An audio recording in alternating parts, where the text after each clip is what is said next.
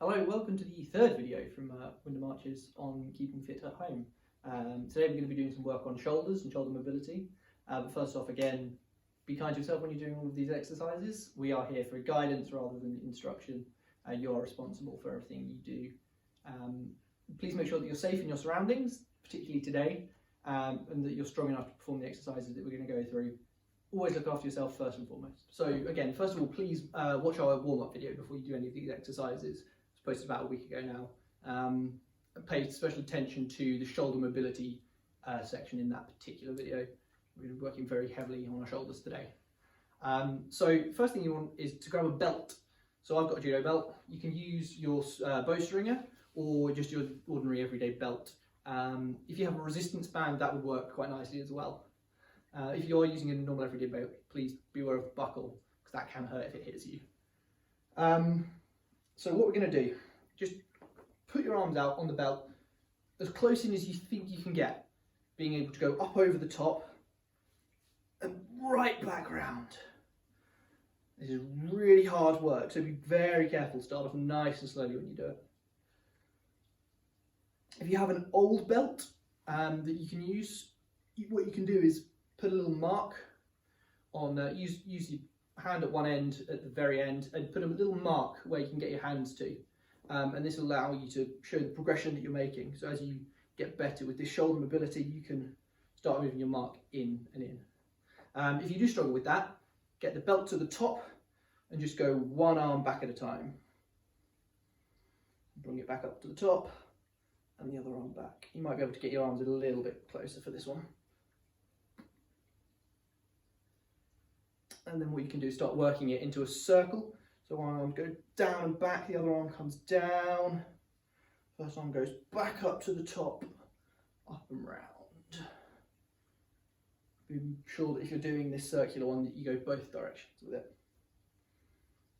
If you're using a resistance band, obviously you'll have slightly more give with it, which might allow you to easily get your arms over the top. And then put a bit of a stretch in when you do it. So here I have a resistance band.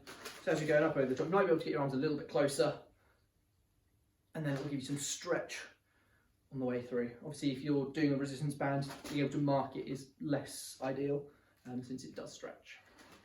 Okay, so if you do have a resistance band, what you can do is start with then bringing in your archery movement. So bring it up, stretch it out, bring it back down. So bring it up, stretch, bring it back down.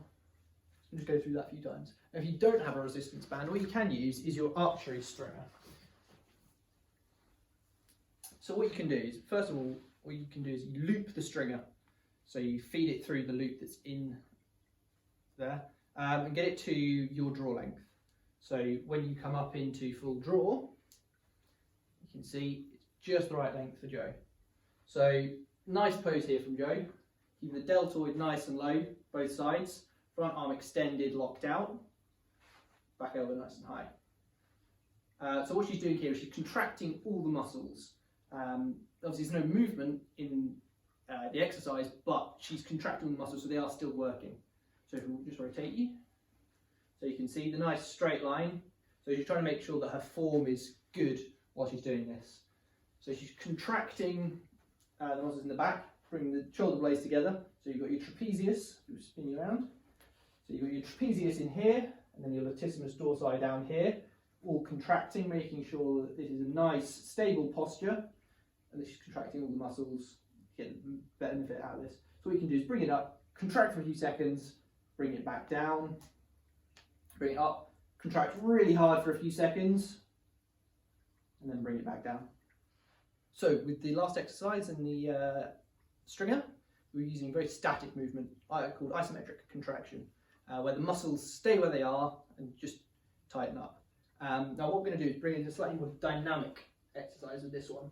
So with your bow, you can put anything you want on it, long rod sights, completely up to you. Do make sure you use a tab though, keep your fingers nice and safe. So what we're going to do here, get yourself set as if you would if you were shooting, and then you're going to come up to full draw,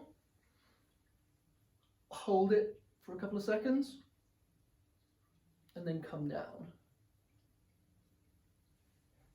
Give yourself a quick rest, then come up to full draw, and back down. So if you keep going, I'll explain it through. So as Jo's coming up, she's using the concentric contraction on everything. So the muscles are contracting and causing the movement. The isometric contraction is when she's at full draw, and then you have an eccentric contraction as she comes down. So the concentric contraction is when the muscles tighten and cause the movement. The isometric is when they're tightened but not going anywhere. An eccentric contraction, it's the same muscles that are working, but what they're doing is using a force to counteract the movement of the bow coming back down. So we'll go through that once more. So you get yourself set, come up to full draw, and come back down. So if you are slightly concerned about your ceilings, what you can do is use a chair. Now, it's slightly harder to do, you need to kind of come down at an angle. What you do is from here, come up to full draw, hold it, bring it back down. Make sure you don't damage the chair either when you're doing this. So come up to full draw, and back down. Now, once we've gone through this exercise, what we can do is simulate shooting some archery. So you can choose whether you want to do, you're inside a Portsmouth or outside a 252. What you can do, so I'll go for a Portsmouth. So what we'll do is we'll come up, hold, back down. So that's your first shot. Up, hold, back down. Second shot. Up, hold, back down. That's my third shot. So what I then do is put my bow down and go and collect my arrows. So if you're going for a Portsmouth, you'd go through this 20 times. And if you're doing a 252, obviously you'd go for 6 at a time and go for 6 ends. Okay, good. So hopefully you enjoyed that. These videos I think are all embedded on our website, but they are also on YouTube. And we'd love you to go and leave us some feedback. So if you drop those down in the comments on the YouTube videos, that would be brilliant. Hit a like on the video, that will help us out. And please subscribe to keep up to date with more of these videos that are coming.